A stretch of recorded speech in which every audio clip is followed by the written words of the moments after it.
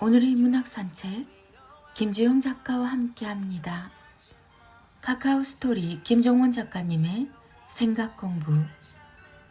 참을성이 좋다는 것은 낮은 의식 수준을 증명할 뿐이다. 일과 각종 관계에서 참을성이 좋다는 것은 생각만큼 좋은 게 아니다. 반대로 생각하면 참아야 할 일이 그 정도로 많이 눈에 보인다는 말이기 때문이다. 남들은 쉽게 지나치는 것들을 하나하나 트집을 잡아서 마음에 쌓으며 살고 있기 때문에 고통을 견디지 못한 어느 순간 이런 말과 함께 상대에게 폭발하게 된다. 너 내가 얼마나 참았는지 알아? 도저히 참을 수가 없어서 말하는 거야.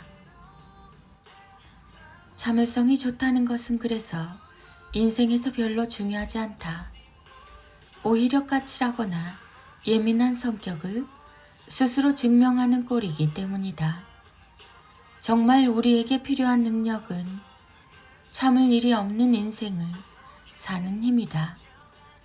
높은 의식 수준에 도달한 사람들이 평온한 마음으로 하루를 살 수 있는 이유는 모두와 같은 하루를 살지만 참을 일이 하나도 없기 때문이다.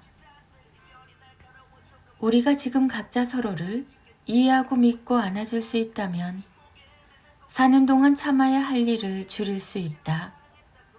2023년 3월 김종원 작가.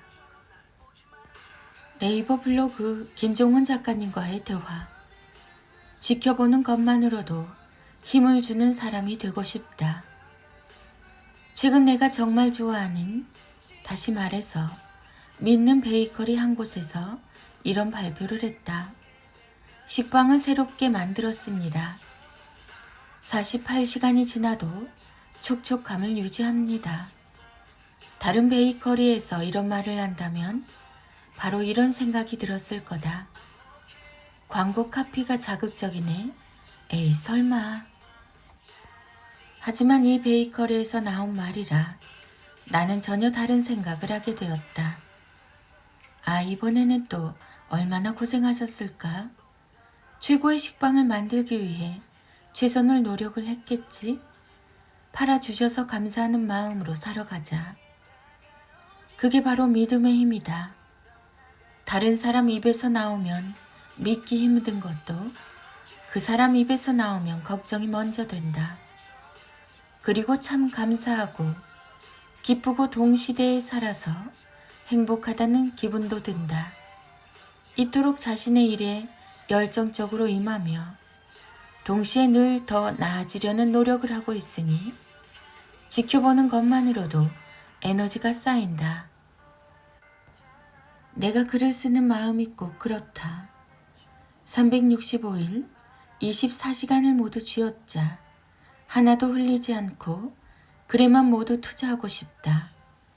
그렇게 나온 책을 소개할 때도 나는 홍보라고 여기지 않는다.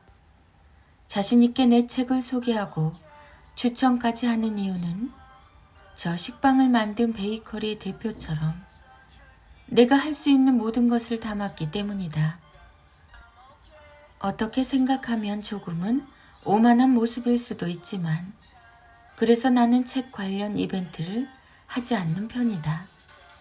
책이 나올 때마다 출판사에서는 커피 쿠폰을 얼마든지 제공할 테니 각종 댓글 이벤트를 하자고 제안한다. 나는 100% 언제나 정중하게 거절한다. 이유는 늘 같다. 내가 모든 것을 쏟아서 글을 썼는데 추가로 커피 쿠폰까지 제공해야 하나요? 제 글 하나면 충분합니다. 그래서 나는 내가 쓴 책을 전할 때 공지나 홍보라고 말하지 않는다. 정보라고 생각하며 전하기 때문이다. 지켜보는 것만으로도 힘을 줄 수 있는 그런 사람이 되어 도움을 주려는 마음만 담았으니까. 임신 후 27kg이 쪘다는 아내 소희연에게 남편 인교진은 어떤 말을 건넸을까요?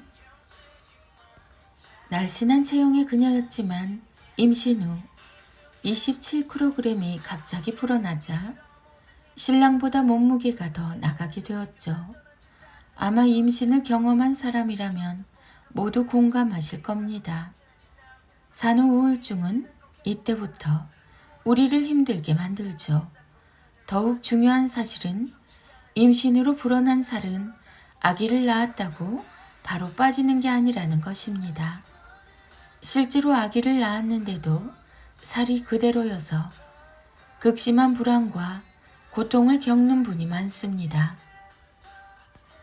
내가 낳은 아이는 세상에서 가장 예쁜데 거울에 비친 내 모습은 세상에서 가장 이상하게 느껴집니다. 태어나 처음 보는 낯선 내 모습에 저절로 눈물이 흐르죠. 소희연 역시 당시 기분을 이렇게 말했습니다. 밖에서 일하는 남편은 멋져 보이는데 나는 집에서 남편 트레이닝복 입고 있으니 너무 우울해서 눈물이 났어요. 당시 아내와 함께 힘들었던 기억을 회상하며 남편 인교진은 이런 말을 꺼냈습니다. 아내가 출산 후 청바지를 입는데 하나도 맞지 않더라고요. 그런데 그게 마치 내 일처럼 마음이 아팠습니다. 그래서 아내를 위해 예쁜 옷을 사고 편지도 썼어요. 아직도 그 마음이 기억납니다. 여기에서 가장 중요한 부분이 뭘까요? 아내 소희연이 거울 속의 내 모습에 눈물이 났다라고 말하자 남편 인교진이 그게 마치 내 일처럼 마음 아팠다 라고 생각했다는 겁니다. 세상에는 분명 보고만 있어도 행복해지는 부부가 있습니다. 서로의 아픔을 먼저 안아주고 내가 더 사랑한다고 내가 조금 더 노력하겠다고 말하는 부부를 보면 지켜보는 것만으로도 절로 행복해집니다.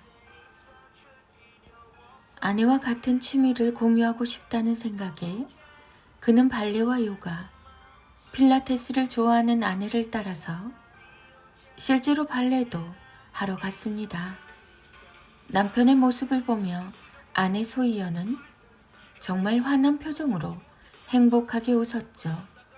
그러자 그가 아내를 보며 뭐라고 말했을까요? 아내보다 더 행복한 표정으로 이렇게 말했답니다.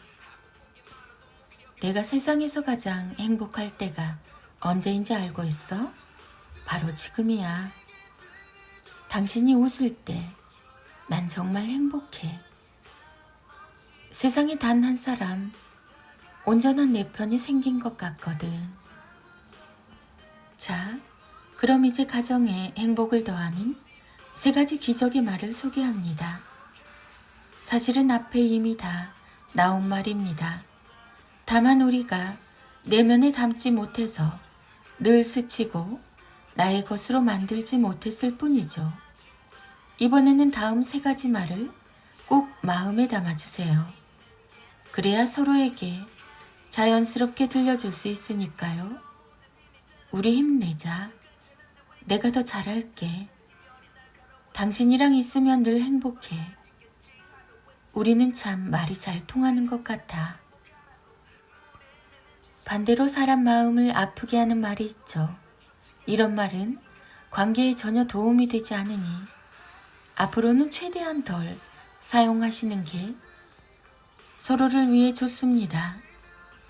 너랑은 진짜 말이 안 통해. 내가 너 만나서 무슨 고생이냐? 남들은 다 행복하게 살던데 또 그딴 식으로 말할 거야? 웃기고 있네. 야, 너나 잘해. 천생연분이라는 말이 있죠. 하지만 세상에 그런 인연을 타고난 사람은 별로 없습니다. 내가 조금 더 다가가려는 의지, 내가 조금 더 사랑하려는 마음이 필요한 일입니다. 앞서 소개한 3가지 말을 부부가 서로에게 자주 들려주세요. 부부의 미래는 오늘 서로에게 나눈 말을 통해 결정됩니다. 말이 잘 통하지 않거나 당장 기분이 좋지 않다고 나쁜 감정을 쏟아내기만 하면 계속 그런 인생을 살게 되죠. 좋은 미래는 부르는 자에게 안기는 기적입니다. 행복해지고 싶다면 오늘 행복의 말을 들려주세요. 띵컬킴 김종원 작가. 김종원 작가, 인문학, 자기계발, 부부, 가정, 행복, 소희연, 인교진, 임신, 산후우울증, 부모의 말, 부부의 말. 아이들의 낭송이 이어집니다. 김종원 작가님의 하루 한 장 365 인문학 달력. 책을 많이 읽어라. 그러나 그것은 책의 숫자를 말하는 것이 아니다. 질문만 바꾸면 같은 책에서도 다른 지혜를 얻을 수 있다.